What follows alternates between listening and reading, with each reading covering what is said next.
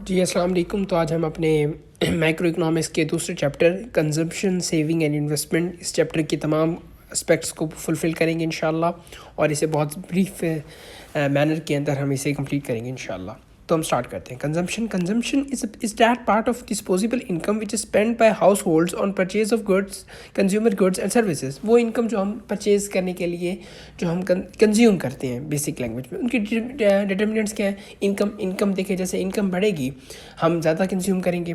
अच्छा, equal distribution होगी, ज़्यादा लोगों के पास पैसे होंगे तो ज़्यादा कंजम्पशन होगी।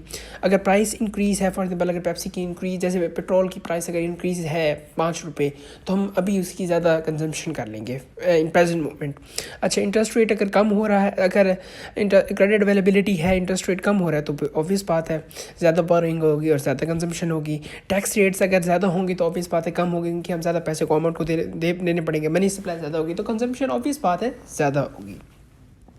अच्छा, केनीज लॉ ऑफ कंजम्पशन क्या कहता है? उसने कहा है कि ना, जो increase in income will lead to increase in consumption. हाँ, ऑब्वियस बात है, लेकिन जो फिर सेकंड पॉइंट में वो कहता है कि ना, अगर इंक्रीज इनकम अगर ज़्यादा है तो हम कुछ सेव भी करेंगे, कुछ कंज्यूम करेंगे, कुछ सेव करेंगे। इसलिए उसने कहा है जैसे कि marginal MPC plus MPS, marginal propensity to consume plus marginal propensity to save equals to 1, मतलब 1 इक्वल्स टू 100। ओके, ठीक है।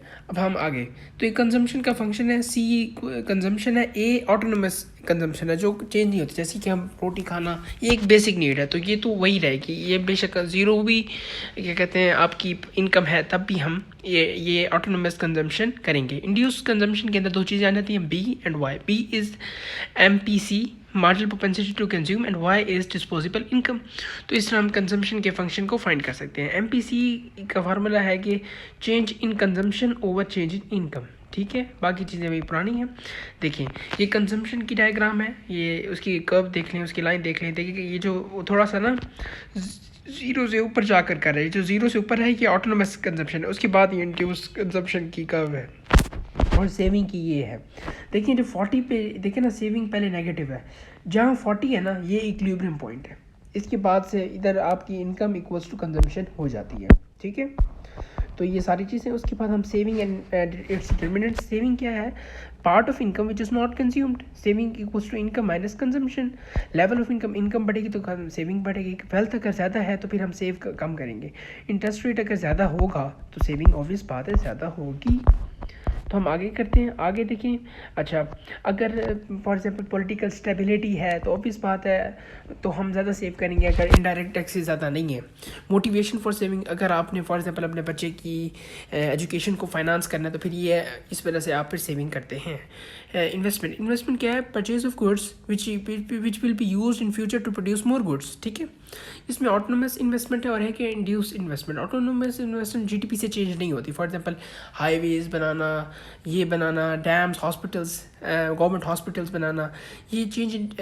और दूसरी इंड्यूस इन्वेस्टमेंट जो GDP के साथ चेंज होती है, जैसे कि आप कंपनी का नया वेयर हाउस बना रहे हैं, तो ये चीज़ें। ओके, उसके बाद हम देखते हैं रेट ऑफ इंटरेस्ट और क्या इन्वेस्टमेंट में क्या कहते हैं, एक इनवर्स रिलेशनशिप है।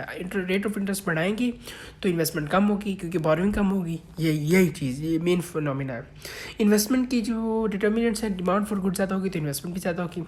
अच्छा, प्रॉफिट अगर ज़्यादा है तो फिर डिमांड भी ज़्यादा होगी। लिक्विड एसेट्स होते हैं जैसे पैसे हों, मतलब जो आप यूज़ कर सकें। ठीक है ना, लिक्विड एसेट्स वो होते हैं, तो इन्वेस्टमेंट ऑब्वियस बात है ज़्यादा होगी। करंट रेट ऑफ इन्वेस्टमेंट अगर ज़्यादा हुआ पड़ा है एक कंपनी, एक नीश के अंदर, तो अब ऑब्वियस बात है आपकी इन्वेस्टमेंट कम होगी। चेंज इन सेंटिमेंट्स, अगर फ्यूचर इकोनॉमिक ग्रोथ है फिर तो ऑब्वियस बात है इन्वेस्टमेंट ज़्यादा होगी। लॉन्ग रन क्या है? बड़ा फैक्टर्स, पॉपुलेशन ग्रोथ, ज़्यादा पॉपुलेशन तो ज़्यादा इन्वेस्टमेंट, टेक्नोलॉजिकल डेवलपमेंट तो ज़्यादा investment, quantity of capital goods, और there will be no incentive to invest in. हाँ, अगर वहाँ ज़्यादा ही पहले ही इन्वेस्टेड है और पहले ही वहाँ मोनोपोली है किसी सर्टेन डिपार्टमेंट के अंदर, तो वहाँ इन्वेस्टमेंट नहीं होगी। टैक्स रेट्स भी ऑब्वियस बात है इन्वेस्टमेंट की प्रॉफिटेबिलिटी को कम करते हैं। ओके, गवर्नमेंट पॉलिसीज़ क्या है? Government can influence level of private investment in following veg.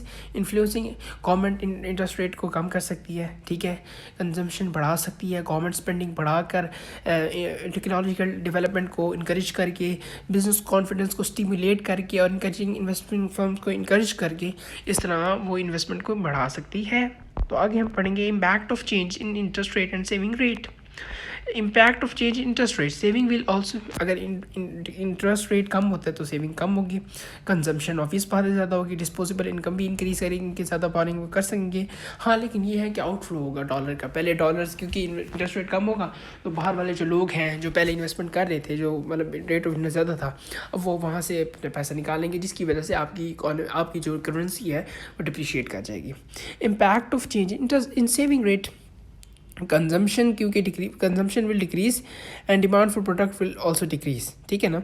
Increasing in invest, हाँ देखें ना, सेविंग रेट ज़्यादा होगा तो कंजम्पशन भी ज़्यादा होगी, इंटरेस्ट रेट विल डिक्रीज, हाँ ऑब्वियस बात है, सेविंग ज़्यादा होगी तो इंटरेस्ट रेट भी डिक्रीज करेगा क्योंकि demand for good for money in economy has decrease. अच्छा, डिक्रीज कॉस्ट ऑफ बोरिंग्स होगी, शुड प्रमोट इन्वेस्टमेंट। तो ये सारी चीज़ें हैं जो हमने इस चैप्टर के अंदर पढ़ी बड़े ब्रीफ फॉर्म के अंदर। इंशाल्लाह इसने आपके लिए वैल्यू ऐड की होगी। जज़ाकल्लाह, कीप सपोर्टिंग एंड एम्पावरिंग।